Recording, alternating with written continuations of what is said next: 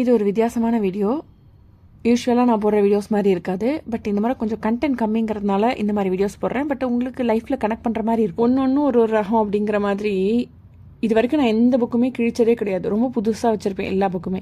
ஆனால் இந்த ஜாசு பையன் எல்லா புக்கையுமே வேற எனக்கு இந்த புக்கு நோட்டெல்லாம் அந்த புது வாசனை போகாமல் அப்படியே புதுசாக வச்சுருக்கணும்னு நினைப்பேன். பட் ஜாஸுக்கு வந்து கிழிக்கிறது ரொம்ப பிடிக்கும். ஸோ வந்து பேப்பர் படிக்கக்கூடாது, புக்கு படிக்கக்கூடாது, எதுவுமே படிக்கக்கூடாது, எல்லாத்தையும் கிழிச்சு போட்டுருவான். ஸோ அவன் தான் அப்படி இருக்கான் அப்படின்னா இவன் அப்படி தான். என்னென்னா இவர் சுகர் கட்டில் இருக்கார். ஒரு நாளைக்கு ஒரு 3 பீஸ் கேக் தான் சாப்பிடுவார், ஒரு 1/2 கிலோ குலோப் ஜாம் தான் சாப்பிடுவார். ரொம்ப கஷ்டமாக இருக்கும். நீங்கள் வந்து ஒரு டயட்டில் இருக்கும்போது உங்களுக்கு நேரம் அந்த மாதிரி சாப்பிடும்போது அப்படி இரிட்டேட் ஆகும். நம்ம கட்டினது தான் அப்படின்னு நினச்சா அப்படி கிடையாது. நமக்கு ஃப்ரெண்ட்ஸ்னு ஒரு 4 பேர் வச்சுருப்பாங்கல்ல, அவங்க அதுக்கு மேலே மோமோ சாப்பிட்ட ஃபோட்டோஸ் அனுப்புவாங்க, பானிபூரி சாப்பிட்டது, மசால் பூரி சாப்பிட்டது. இப்போ பாருங்கள் அவங்க வீட்டில் கொழுக்கட்டை பண்ணாங்க அப்படின்னு சொல்லி அந்த ஃபோட்டோலாம் எடுத்து அனுப்பிச்சிட்டு இருக்கா. எவ்வளோ கஷ்டமாக இருக்கும்.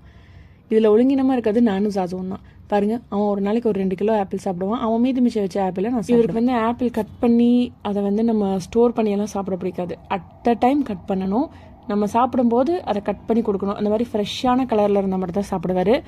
அதுக்கப்புறம் பார்த்தீங்கன்னா எனக்கும் பப்பாளி பழம் தான் கட் பண்ணி வச்சுருக்கேன். உள்ள அவருக்கும் கட் பண்ணி வச்சுட்டேன். பட் ஏன் தட்டில் இருக்கிறது தான் வேணும்னு அடம்பிடிச்சிட்டு. இன்னொரு ஜீவனை பற்றி சொல்ல மறந்துட்டேன். என் பையன் அவன் எதில் சேர்த்துக்கிறதுன்னு எனக்கே தெரில.